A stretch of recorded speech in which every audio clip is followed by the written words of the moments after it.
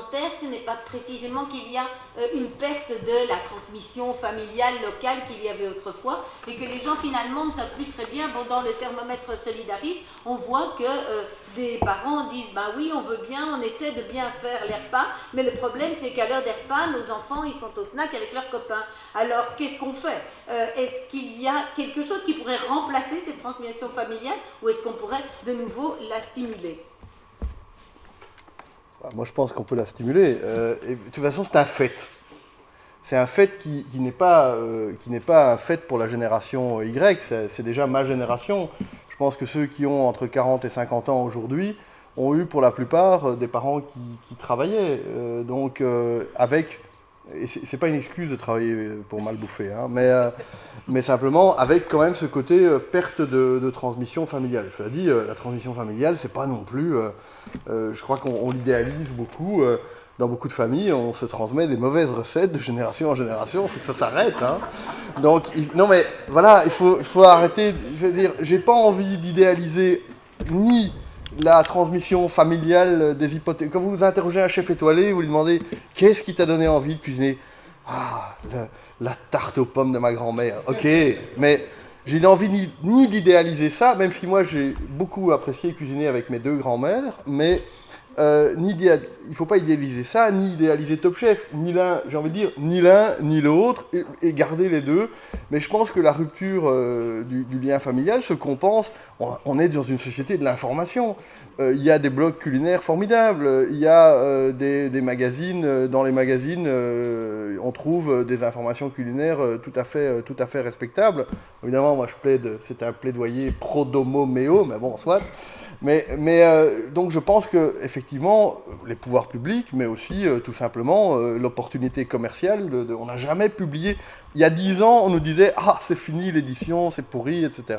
Tout va être sur des disquettes. Il y a 20 ans, et puis maintenant on n'a jamais publié autant de livres de cuisine aujourd'hui, qui sont justement là pour ça, parce que c'est des recettes simples, en général des trucs assez accessibles.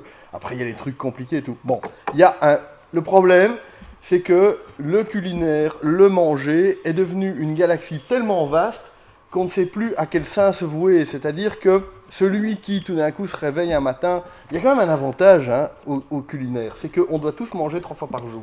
Donc, je veux dire, c'est plus facile de conditionner, ou pas conditionner, le mot est mal choisi, c'est plus facile d'influencer sur l'alimentation qui nous touche, de faire de gens qui ne s'y intéressent pas des passionnés ou des gens qui sont intéressés par leur alimentation, c'est plus facile que de prendre une population et de les transformer en philatélistes, hein, parce qu'on est moins confronté. Donc, il y a cet intérêt-là, mais le problème, c'est que c'est très vaste, et surtout, il y a une infinité de catéchismes différents, et on ne sait plus lequel il faut choisir. Il y a le catéchisme des légumes, il y a le catéchisme des végétariens, des végétaliens, des locavores, de l'alimentation durable, de la gastronomie à tout crin, des assiettes dressées avec des petits points, etc. Et toutes ces chapelles différentes sont très intimidantes, et finalement, celui ou celle qui veut s'y mettre se dit « Bon, moi, j'arriverai jamais à faire ça, où est-ce que je vais acheter, tout ça, etc. » Je sais bien, parce que nous aussi, dans notre boutique, qui s'adresse plutôt à ceux qui ont envie vraiment de s'y mettre, où on vend des poches à douille, des biberons à faire des points, et des choses comme ça, mais aussi de la passata de tomate à 2 €, je vous rassure.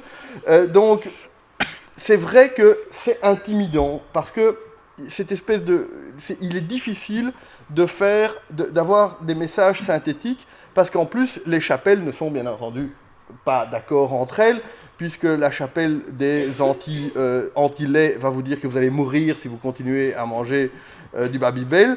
La chapelle des anti-beurre va vous dire que si vous continuez à manger des graisses animales ou des anti-viandes, c'est terrible, ces pauvres bêtes sont abattues dans des conditions épouvantables, etc. Donc en plus, non seulement vous êtes mauvais pour votre corps, mais vous êtes mauvais pour...